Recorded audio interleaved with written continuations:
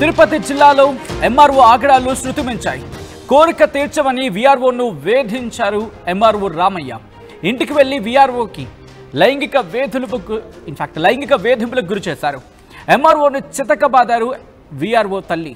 కావాలని ఇంటికి పిలిచి దాడి చేయించిందని ఎంఆర్ఓ ఆరోపించడం జరుగుతోంది. గతంలో పెళ్లకూరులో పనిచేస్తున్న సమయంలో ఇద్దరి మధ్య ఈ పరిచయం పెరిగింది.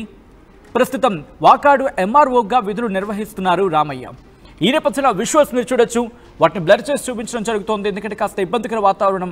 ఆ విజువల్స్ మిమ్మల్ని కాస్త కలవరపడి గురి చేసే దృశ్యాలు అవి.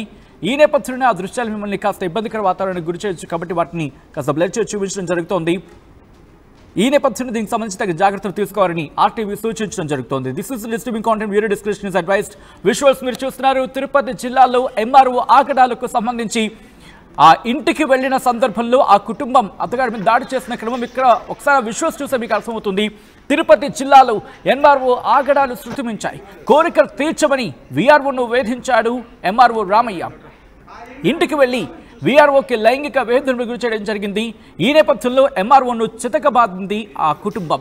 మరి ముఖ్యంగా వీఆర్ఓ తల్లి కావాలని ఇంటికి పిలిచి దాడి చేయించిందని ఎంఆర్ఓ ఆరోపించడం జరుగుతోంది. గతంలో పెళ్లకూరులో పనిచేస్తున్న సమయంలో ఇద్దరి మధ్య పరిచయం పెరిగింది. ప్రస్తుతం వాకాడు ఎంఆర్ఓగా విధులు నిర్వహిస్తున్న సందర్భం రామయ్యది. ఈ నేపథ్యంలో రామయ్య మీద దాడి చేస్తున్న విజువల్స్ మీరు చూస్తున్నారు. ఇటు వీఆర్ఓ తల్లి ఇద్దరు కూడా ఆ దృశ్యాల్లో ఉన్నారా? ఒకసారి మీరే చెప్పే ప్రయత్నం చేయండి.